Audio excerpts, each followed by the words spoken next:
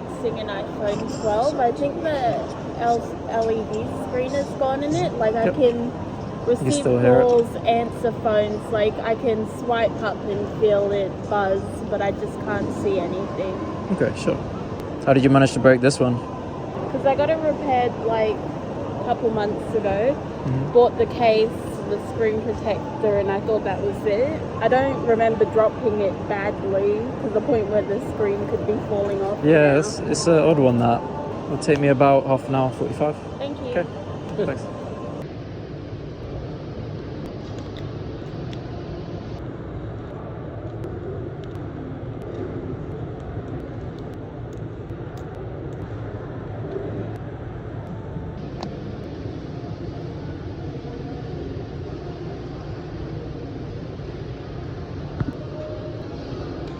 Phone's all done. By the way, there's a few signs of water damage inside of your phone. Yeah. So yeah, that's why another reason I can't give you the warranty on it, sadly. 114 altogether for that. Thank you so much. Thanks a lot. Take care.